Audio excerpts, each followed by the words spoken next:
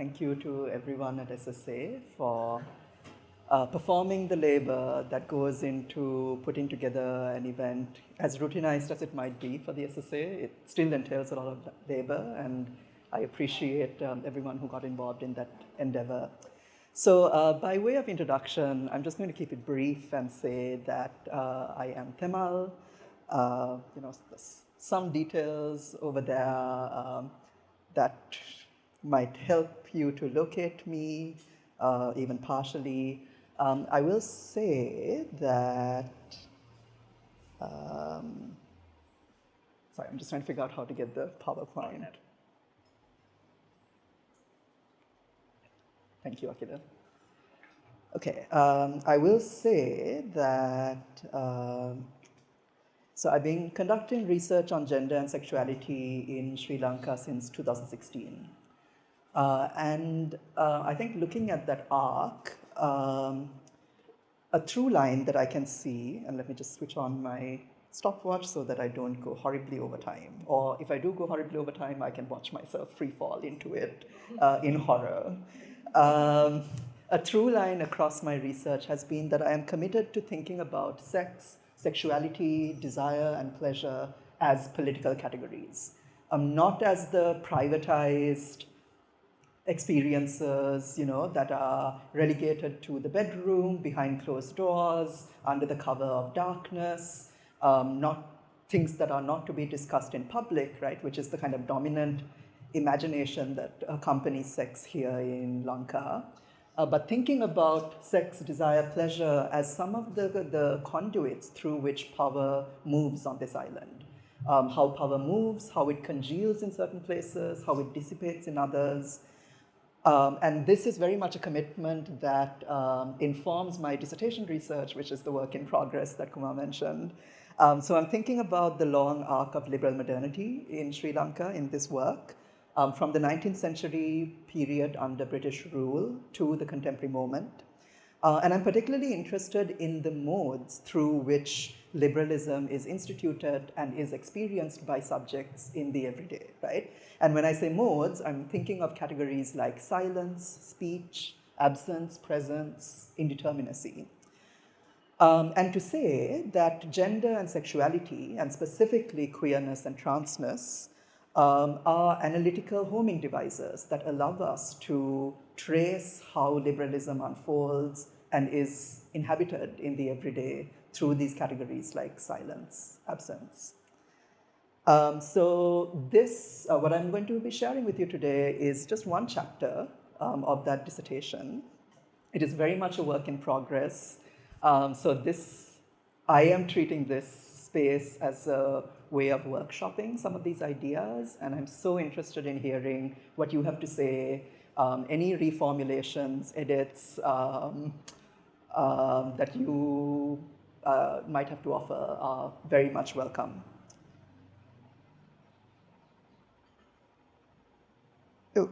How did I start thinking about sex work? I reached Sri Lanka in October 2022, ostensibly to begin my dissertation fieldwork. And I remember reaching Bandaranaike airport and then traveling to my house. And I have to go down the Talawatugoda Panipitiya road to get home. And there's this 2-kilometer stretch, right, from Talawatugoda Junction to the road that I have to turn off of. And on that stretch, I counted 18 of these like neon LED signs announcing spas, right? Just within that 2-kilometer stretch. And I hadn't seen those before. So I was really struck by this. And I was particularly struck by how this movement, this proliferation of signs also seemed to follow a particular kind of like bourgeois, middle class, Sinhala gentrification of these areas of Talawatugoda, Pandipitiya, Malabe, Aturugiriya, Kottava, right? So I was really struck by this juxtaposition. So I started thinking about sex work. And so between the period of October 2022 and January 2024, I sought out conversations about sex work with women sex workers, men sex workers, queer sex workers, trans sex workers, street-based workers, spa workers, beach boys, those on apps like digital apps like Grindr or Tinder. I spoke to tuk-tuk drivers, I spoke to clients, activists, artists, ordinary people. And when I say ordinary people, let me be specific, right? Like other interlocutors and people I met in other parts of my research are people then I started having conversations about commercial sex work with to understand how they imagine, conceptualize, react to sex work, right? So this research occurred across Colombo, Negombo, Matara, Gaul, and Jaffna. And the methods I used were like formal interviews, informal conversations, participant observation, like all the great stuff that accompanies anthropology, but also attending events and actions concerning sex worker rights and justice, right? And so what I'm going to share with you, I'm going to share a series of propositions, not provocations. It's a very loaded term when it comes to sex work, provocation. Propositions that I see coming out of this research, right? So first of all, proposition number one, I want to propose, and this is by no means, just like my own grand theoretical intervention, right? I mean, I'm building off of a genealogy of especially Marxist feminists who have said the same thing. But I want to say that in the context of Lanka, that sex work is reproductive labor, right? So oftentimes, in Marxist political economic thought, productive labor is imagined, conceptualized as that which produces surplus value, right? Which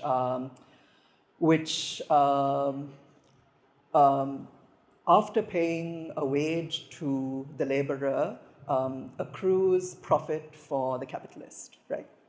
Whereas reproductive labor is, and here I'm quoting Nat Raha, quote, that which reproduces both workers as living human entities and their labor power under capitalism, end quote. And there's the classic definition for under social reproduction, right? Which is Barbara Leslett and Johanna Brenner's definition that social reproduction describes the activities, attitudes, behaviors, and emotions, responsibilities, and relationships directly involved in the maintenance of life on a daily basis, end quote. So like I said, I am drawing from a genealogy of Marxist feminist thought. I'm particularly thinking of the work of Swati Shah, Leopoldina Fortunati, Gauri Vijayakumar, Silvia Federici, Shilpa Pathan, who's my good friend in my doctoral program, whose thinking is everywhere in my thinking. So, what does it mean to think about sex work as reproduction, right? So Leopoldina Fortunati talks about how sex work is a corollary to housework, right? That it makes up the deficits in domestic sexuality. And to quote Gauri Vijayakumar, quote, within capitalism, there is no loving marriage without the specter of the degraded, morally degenerate relationship between the sex worker and her client. Now, one of my interlocutors, Ishani, who at the time of my research was a 25-year-old trans sex worker, says this in a slightly different language, right? She says, gedara gani mehema denne naha kiyala apen e aduwa pirimaha gannawa, right? Which is to translate, clients say that their wives don't have sex with them in this specific way, right? So they, meaning clients, fulfill that need with us. Right? So I juxtapose this to what I heard from male clients. And male clients talked about experiencing their everyday with a certain degree of stress, what they call tension, right? And I mean, I think for those of us who have seen Lanka, have felt Lanka spiral through this economic crisis, we can perhaps understand perhaps a sliver of what that stress and tension might be, especially for working class, poor men, right? And that when these men go home, they're constantly hyper aware of how they are failing as a provider, how they're failing to provide food on the table, how they're failing to provide the basic material needs of their children, right, and their wives, to, indulge their children when their children want to buy an isovade, right, on those rare occasions when they go out, right? So they're hyper-conscious of this failure of the provider identity, which is so tied to masculinity in this country and elsewhere, right? And they talk about enjoy karanava is a term that they use, right? Or adaleka gannava, right? Like enjoyment and pleasure, oftentimes a certain kind, which in the context of sex work is a sexualized pleasure, right? As being the only kind of positive experience that they can hold for themselves within this surround, this stifling economic surround that the economic crisis and late capitalism offers, right? So, so those are some of the, that I think like gets to the phenomenology, right? Like the experience of sex work for male clients. Now, interestingly, when I spoke to some women who are not in sex work, right, who identify as housewives, right, or they are engaged in some kind of like productive labor while also doing the reproductive work of taking care of the home and the hearth and the children. When I spoke to women about their ideas of sex work, there was a certain kind of script, right? I mean, immediately the question is met with a response, which is a moral critique of sex work, right? And women talk about, how sex workers are polluting the culture and the social fabric, and how they are enticing, married men, happily wedded men, right, away from their families, and this is a real problem. And oftentimes this like moral panic was connected to the mushrooming spa phenomenon, right, which has been amplified by media, by politicians. But once you start to dig down past the moral critique, underneath it, there is an economic consideration, right? Now, at first, when I encountered the moral critique, I thought, oh, right, like these are like happily married women who are making certain affective, emotional claims, claims of love, right, and romance on their husbands. But I think there's a little bit more to it, right? Underneath the moral panic, there is an economic concern, which is that the precious, scant resources of these families are being distributed elsewhere and are not being concentrated within the household, right? To take care of the wife, to take care of the children, to maintain and improve, if that's even a possibility, the household, right?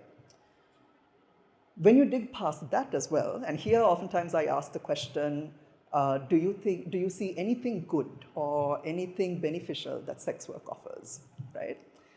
It would often take someone to break the ice, and then you would get a cascade of responses. But a lot of these responses clustered around a certain kind of gendered relief, right? Where women would say, well, sometimes it can be good because mage manusyaගේ අසහනේ වෙන කාගේ හරි පිටේ යවනවා, right? Which is, okay, like my husband has all these needs which I can't fulfill. So I guess I'm glad that, someone else can. And oftentimes people wouldn't use I statements, right? They would speak in general terms. They would talk about, oh, like I know a family living in my area where the husband is like this and the wife just can't deal with him. And so in that situation, right, it helps. And that it makes space for domestic work, right? For women who have to bear the brunt of both productive labor, because many of these families can't survive on a single income, right? Who have to bear the brunt of performing both productive labor as well as the reproductive labor of maintaining the household, taking care of some of their husband's needs are just demands that they do not have space and time for, right? So the picture that I'm gesturing to here is one where sex work is not the antithesis of domestic reproductive work, right? That sex work is actually something that subtends to and makes possible the kind of traditional familial arrangement that we see in Lanka that is held up as the kind of cultural ideal that everyone should aspire towards. Related to this, kind of mini proposition I would suggest is that sex work and reproductive labor more generally, but specifically sex work, responds to the singularity of the subject, of a being. I'm avoiding the term individual here for a specific reason, and we can discuss that later, right? And what do I mean by singularity? Like here, I'm quoting the work of Jean-Luc Nancy, Simone de Beauvoir, Michael Hart, and Antonio Negri, in thinking about singularity as a state of oneness, uniqueness, thisness, and specificity, exceptionality, at times peculiarity, right? And I'm particularly interested in the singularity of the being, of the person, of the subject, right? The complex oneness of a subject, the totality of what makes them who they are. And I'm interested in making the argument that sex work responds to this specificity of a being in a way that capitalism is unable to, right? And so here, I'm thinking about Rosemary Hennessy, who is a Marxist feminist thinker, Rosemary Hennessy's work, where she says, quote, "The totality of our existence as feeling, sensuous, desiring beings cannot be acknowledged by capitalism without highlighting and undoing the fundamental relation of exploitation it subsists on.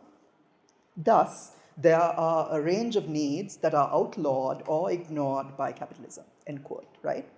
So capitalism, I would argue, either ignores or exploits the singularity of the worker, of the being, right?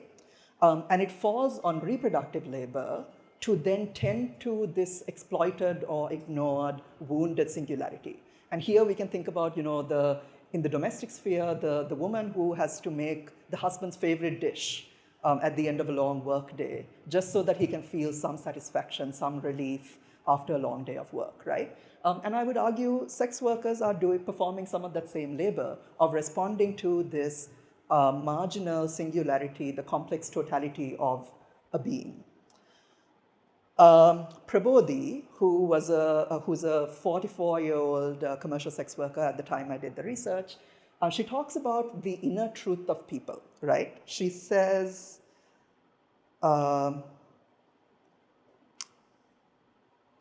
she said, "Kama asava avisunama tama kenegge atta charite dakinna puluwan," right?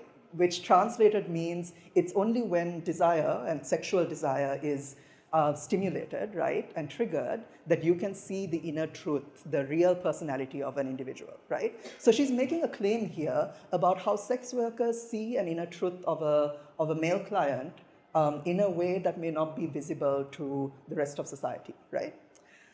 So Prabodhi, again, she talked about how clients don't expect just sex. They say, "Talk to me lovingly, tell me you love me, be with me," which could mean have sex or offer company lovingly. And she says, "That's what many clients say to me," right? Because they feel alone, because they carry a burden. Now, a lot of my interlocutors talked about how sex work was often a site for male clients to engage in certain kink practices, right? That they may not get to indulge at home with their wives or girlfriends, long-term partners. So kinks like BDSM, threesomes with wives was a common one, to be spat on, to be urinated on, to be slapped with a slipper. When it comes to trans sex workers, a common desire was for a man to be anally penetrated by a trans woman, right?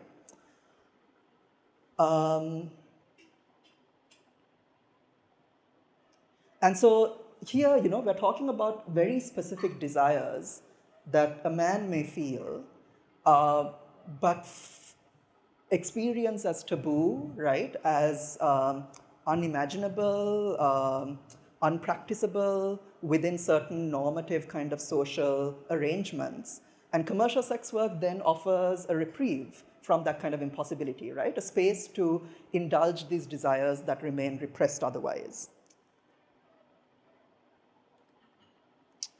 I'm also thinking here of Jane Ward, who is a queer Marxist feminist thinker, right? Jane Ward's notion of gender labor. And what does Jane Ward mean by that? She means that, quote, "all genders demand work to achieve gender recognition," right? To be recognized as a man or a woman doesn't happen automatically. It requires labor, right? It requires picking out jewelry and deciding whether you can wear jewelry or not to be read as a man or a woman, for instance, right? So therefore, all people both give and require gender labor. Gender labor, like other forms of caring, weighs down most heavily on feminine subjects, the people for whom labors of love are naturalized, expected, or forced, right?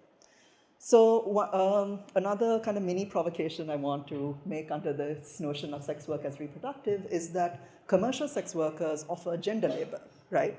Offer the kinds of sites where men can experience masculinity in the way that they want to experience it. I mean, I don't think I have to speak at length about how sex is central to many people, maybe not everyone's, right? Many people's understanding of their gendered self, right? And that, we've talked about how the sex work that happens here isn't just about sex work, it's also care, right? So it's a combination of sex and care that helps men realize a certain form of ideal masculinity, even within this temporary fleeting moment, which stands in stark contrast to the alienated, exploited masculinity that men experience in the capitalist workplace, right? Where, as we've discussed before, they are unable to live up to this ideal of the provider husband and the provider father, right? They are forced to endure the constant indignities of the late capitalist workplace, right? So there's a certain kind of wounded masculinity that leaves these workplaces that experiences a certain kind of reprieve within the site of commercial sex exchange. And the kind of the reproductiveness of this labor is that commercial sex workers help to reproduce both the laborer and the labor power of these men, right? Even the instantaneous kind of satisfaction and relief, euphoria that men experience in these scenes of exchange allow them to go on for another day, right? To wake up the next morning and work their double or triple shifts, right?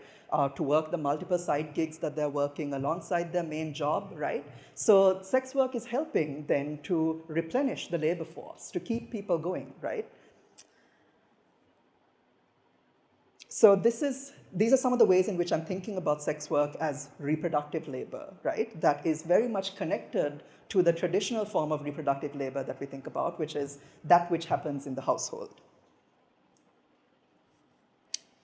So, proposition 2. I want to suggest that sex workers disturb the sex work versus domestic work binary that I've been kind of gesturing towards thus far, right? So again, Leopoldina Fortunati talks about how the separation of sex work and domestic work stabilizes the labor extraction at home, right? Where the abstraction of sex work as something outside of the home and the antithesis of the good domestic house worker, right, produces the figure of the woman who devotedly tends to the home and the hearth, right, and replenishes the labor power of her husband, produces dutiful laborers in her children in the future, right? And Swati Shah says something similar, which is that exceptionalizing sex work, and oftentimes it's a moral kind of exceptionalizing, right, of sex work as dirty and degraded, right? That exceptionalizing sex work removes it from other spheres of work, both the formal economy, right, as well as the informal economy of largely reproductive work.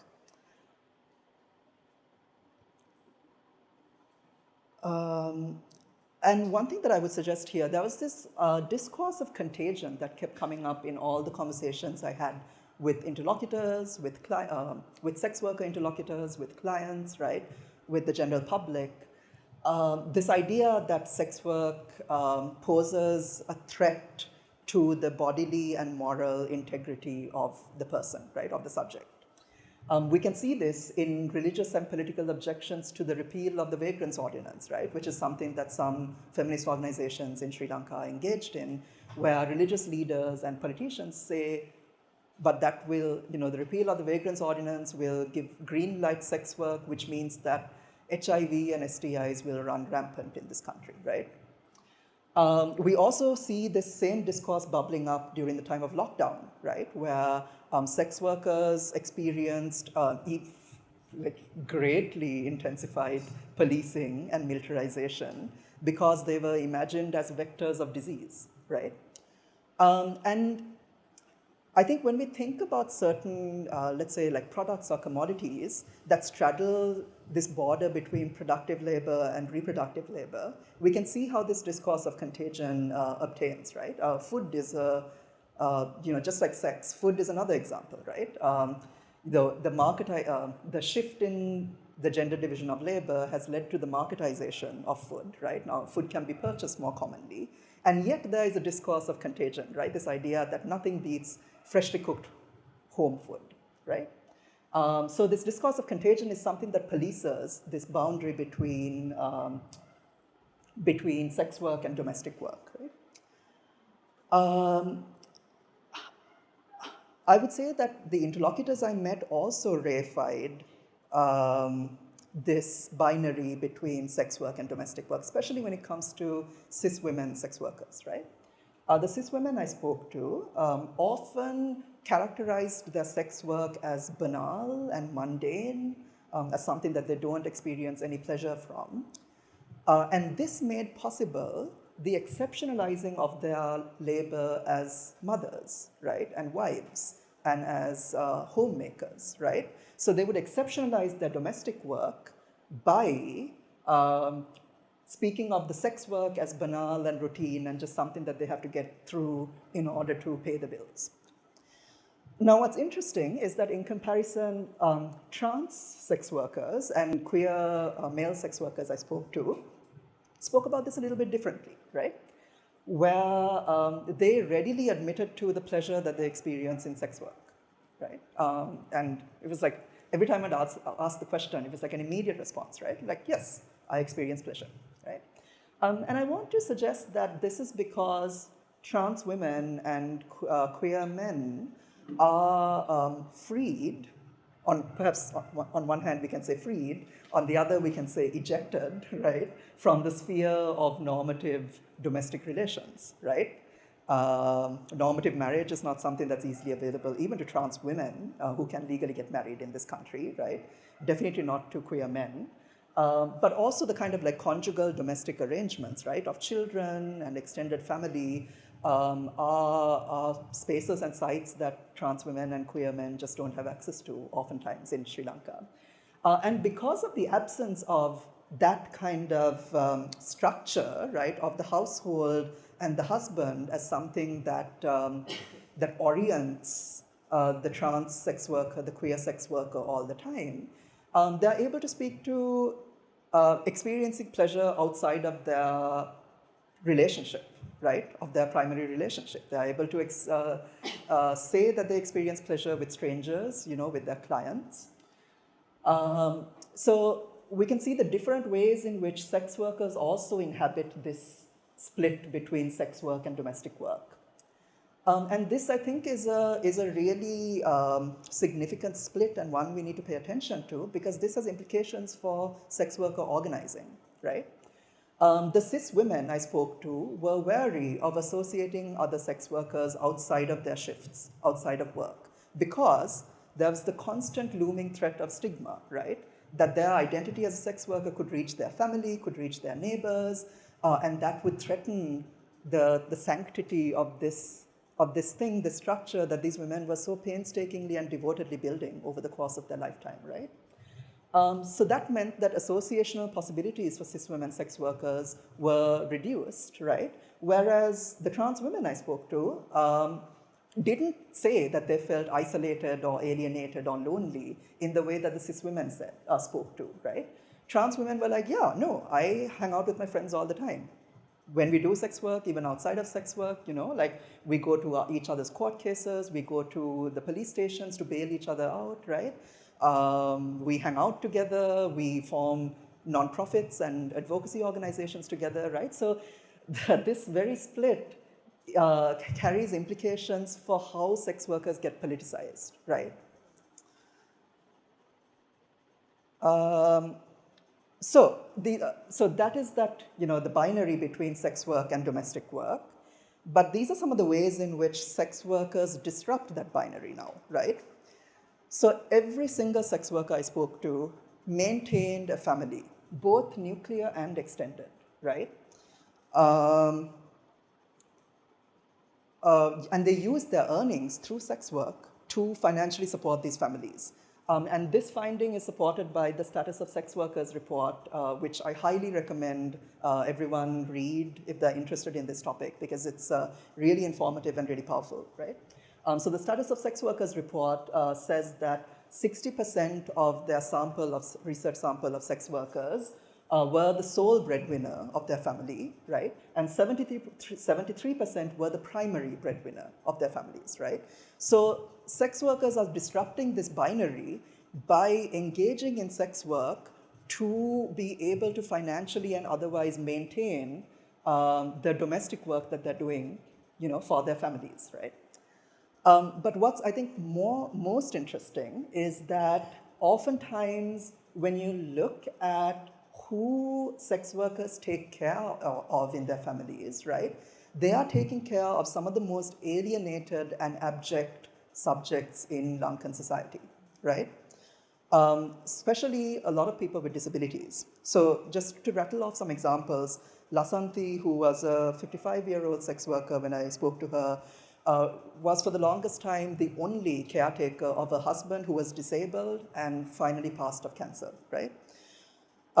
This is, what I said earlier, is especially true for trans women. So Jayanthi was taking care of her disabled husband, was also taking care of her nephew, of her younger sister, who she's kind of estranged from, but she's still taking care of this sister's son, who at the time of the research was addicted to ice, which is crystal meth, right? Ishani, who's another trans sex worker, was taking care of her paralyzed mother, who was working abroad in the Gulf region for the longest time, and came back to Sri Lanka disabled, right? So,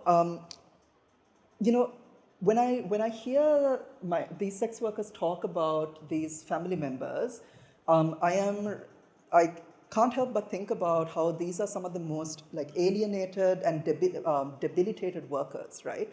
Workers who are alienated from their labor and debilitated by these late capitalist labor regimes, right?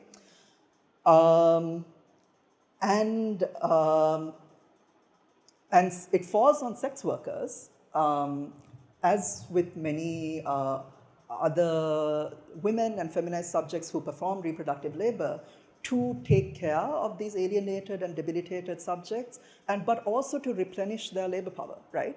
So a lot of the sex workers I spoke to, because they're the primary or sole breadwinner in their family, also offer financial support to the productive labor their husbands do, right? For example, and there's something that Chulini and I have spoken about as well, right? The leasing payments of tuk-tuks that men possess, right, are often paid by these women. So it's the care work, it's the reproductive work of these sex workers that make the kind of productive employment of their husbands, of their family members possible, right? What these women are doing is they're also filling in the void of the welfare state, of the absent welfare state, right? All of the sex workers I spoke to were not covered by Asvasuma or Samuddi. And oftentimes this was a result of sex workers being positioned outside of the kind of normative idea of reproductive heterosexuality, right? So marriage is a stipulation with many of the social welfare schemes available in Sri Lanka, right? And these sex workers, right, many of these sex workers, not everyone, but many of these sex workers didn't have a marriage certificate, or they didn't have a family card, and so had none of the documentation to prove to the state that they are deserving of state welfare support, right? This is particularly true for the trans and Nachi sex workers I spoke to, and this is something that the Status of Sex Workers report also highlights.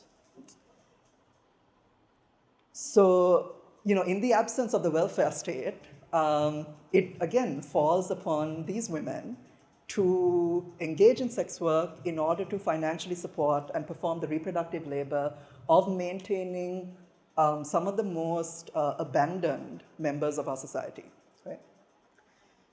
What's interesting is that sex workers also talked about how it's their labor as sex workers that holds the traditional family together. And this was, again, a rather like standard, scripted, perhaps, narrative that isn't just seen in Lanka, but people have, Reshmi Chowdhury has talked about this in the context of Bangladesh, right?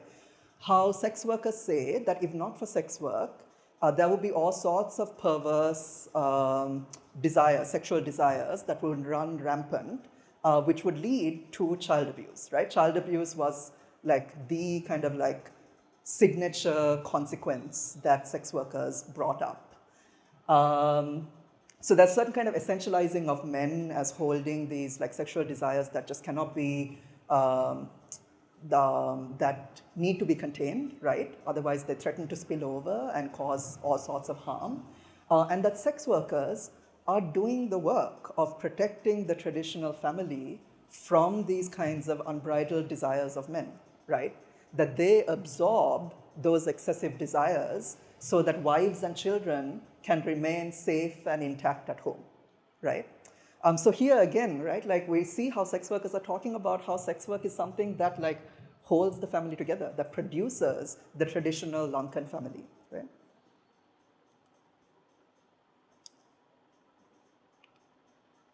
I'm going to come into my third proposition, which is that, so far we've been talking about reproductive labor, a little bit of productive labor here and there.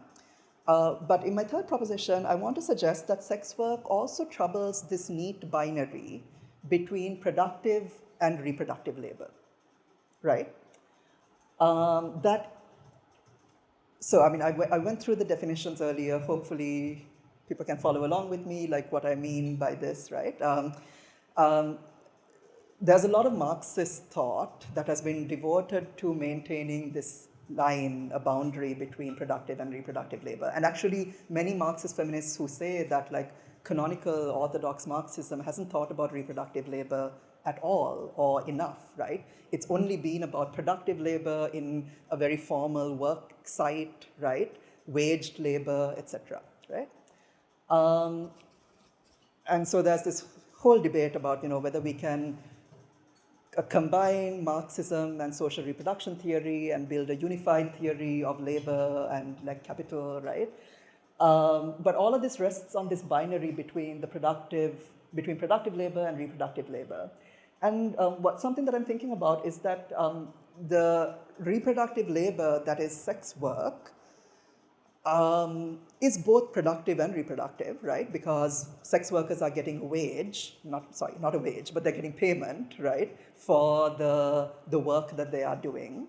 But as we've seen so far, right, sex work is also reproductive. There are all these aspects of it that reproduce the labor force and labor power. I also want to suggest that sexual reproductive labor underwrites the productive economy. And I'm just going to like offer some examples, happy to discuss them in more detail during the Q&A, right? When we think of the legal architecture in Sri Lanka, that's one site where I can see this kind of intimacy, interdependency between productive labor and reproductive labor, which is the Vagrants Ordinance. So the Vagrants Ordinance is the most commonly used law in arresting and prosecuting commercial sex workers. It is also what is used to regulate manpower workers at economic processing zones, right? When manpower workers gather outside zone gates or factory gates, right, waiting to receive work for the day, and the police come to clear the area, they often arrest people or they scare people away, citing the Vagrants Ordinance, right? So the Vagrants Ordinance is an example of a shared legal architecture that is used to regulate both the reproductive labor of sex work as well as productive labor like factory work, right? Also thinking about the debt trap. And here, like Amali Vedagadara's work is like really, really useful and generative, right?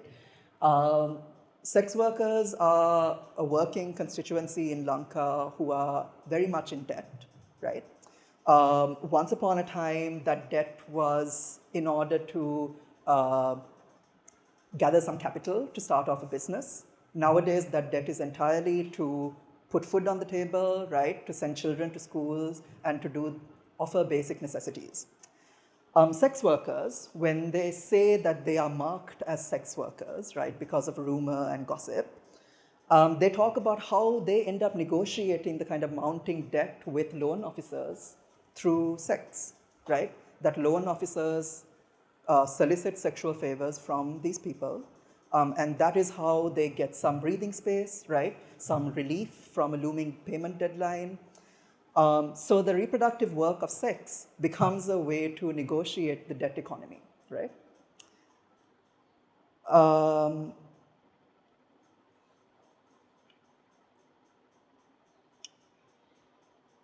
Also, when the police arrest sex workers under the Vagrants Ordinance or other laws, that prevents these workers from earning during the time that they are in remand, right? Like while they're in courts.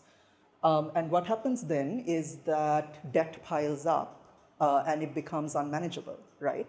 Which further locks these women into these cycles of debt and work, right? Where they have to go to work more often than before in order to be able to pay off this mounting debt. So the debt trap, like sex work becomes a way to negotiate the debt economy, but it also becomes a way of entrapping these workers further and further within the debt economy, right? There's also, that arrow has gone wildly off course, but there's also a way in which, the good little formal productive work that we think about pushes workers into sex work, right? And again, I'm just going to rattle off some examples from my interlocutors, but, oh my gosh. Sorry.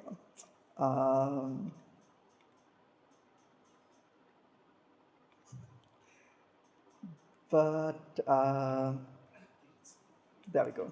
Thank you.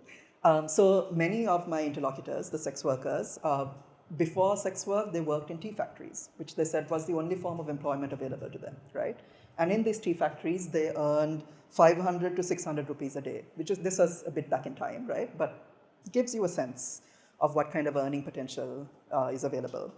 Deepthi, who is a trans sex worker, worked at a cleaning company from 7 a.m. till 8 p.m. in a major government ministry, and she earned 1,000 rupees a day. And this was 4 years ago, right? She quit that work because it was backbreaking and she wasn't getting paid enough. And she worked at a shop where she talked about how the Mudalali, in her words, was Wal, right? So the Mudalali the shopkeeper kept making passes at her and propositioning her in front of his wife, who Deepthi was good friends with, right?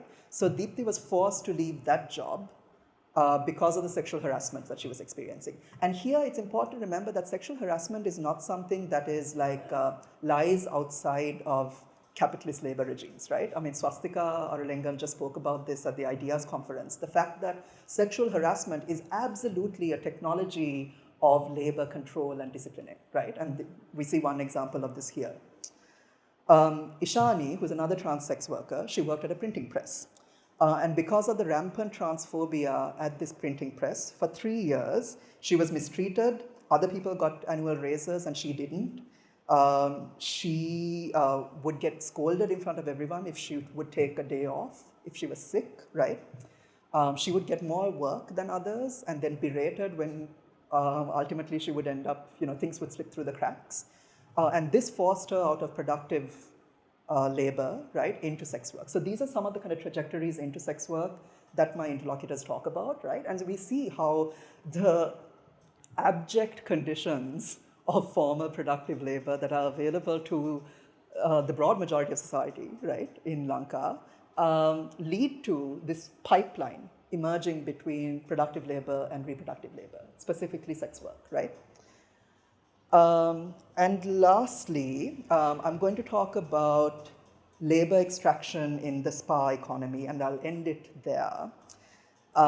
So spas are really interesting because they're slowly starting to emerge as the site of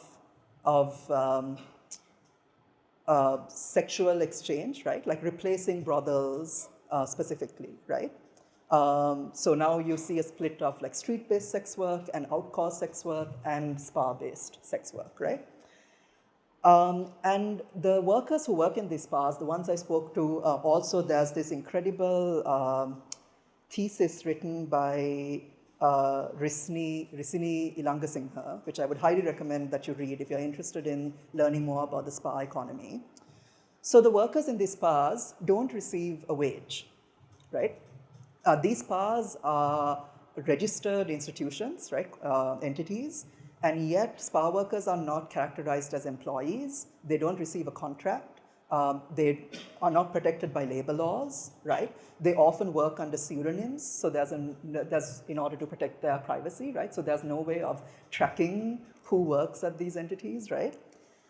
Yet, spa workers don't complain about these labor conditions because they are grateful for the spa owners for giving them the facilities to carry out their work, right? As well as the spa owners often intervene benevolently when the police raid these spas and arrest workers, right? So the spa owner will pay the fines, will intercede with the police, will bail out workers, and the workers are understandably very appreciative of this. Even though, again, we can see the kind of economy of coercion, right, that surrounds all this. And lastly, the spa workers are grateful for receiving free lodging, which is, lodging abutting these spas. But what's interesting about this lodging, right, is that when the workers live there, they end up working double shifts every day, oftentimes every day, right? And these are 18-hour shifts, right? And this again, right, is a sign of how reproductive labor produces productive labor, right? Because when these women are living in their lodgings, they're not free to rest, to relax, like to enjoy leisure. They can be called into work at any moment and called into being productive laborers, right, at any moment, right? And these 18-hour shifts are a testament to that. So these Alessandra, yes, Mizadri, thank you, talks about the kind of residential arrangements of late capitalist labor regimes and how these are ways of translating reproductive labor into productive labor given at any moment, right? So I'm going to end here and just wrap up by saying that this is a lot of information that I dumped on you. This is what I meant by like wanting to think through these different ideas and propositions with you. But ultimately, I want to end on the fact that sex work is not often theorized, right? There are like very important kind of feminist theorizations of sex work in Lanka, which I'm very grateful for. But oftentimes when we think about feminist theorizing of labor, sex work doesn't make it into that picture, right? Especially when we think about feminist theorizing of reproductive labor, sex work does not enter the picture. But the main point I'm trying to make here is that we can't think about a gendered division of labor in Lanka without thinking about sex work, right? And sex work as really, as Gauri Vijay Kumar said, right, as the kind of the degraded specter, unfortunately, that haunts all forms of gender divisions within laboring Sri Lanka.